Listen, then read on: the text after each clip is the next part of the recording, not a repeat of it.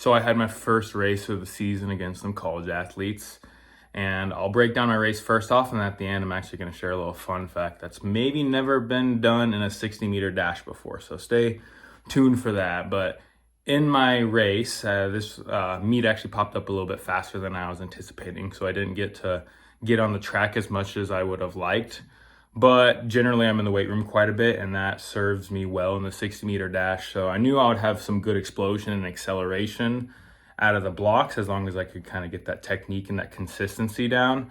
But I was a little iffy on how I would do after that 20, 30, 40 to finishing up that 60, because I don't have a lot of confidence in my top speed right now, or even how my hamstrings would feel at that level. But overall, feeling pretty good. So as you can see, looking at my race, I got out well, and that's what I really had to key on.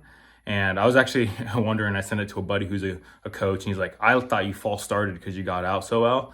And I was wondering, since I was on the inside lane and lane 2, that I was right next to the microphone, the starter gun. So I was like, I wonder if I just heard it fastest rather than anyone else. So maybe that's a pro tip, try to get on the inside lane, but usually people went the middle lanes.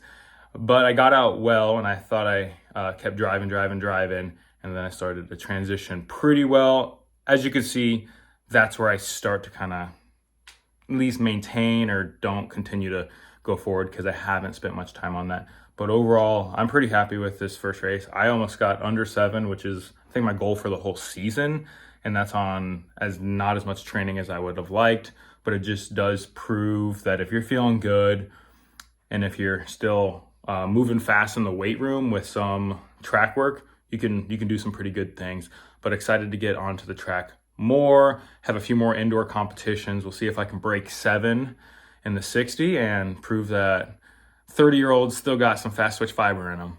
And oh yes, the fun fact at the end was, you probably cannot tell, but I'm actually wearing distance spikes. I don't think anyone has ever ran a 60-meter dash in distance spikes.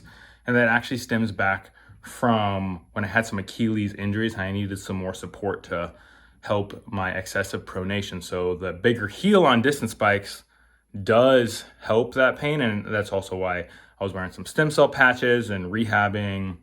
You can probably see that content on some of my other videos. But distance spikes for the wind in a 60-meter dash. So don't be afraid to try some distance spikes but I probably wouldn't recommend it. It works for me, but probably not for most people. All right, thank you. Stay tuned.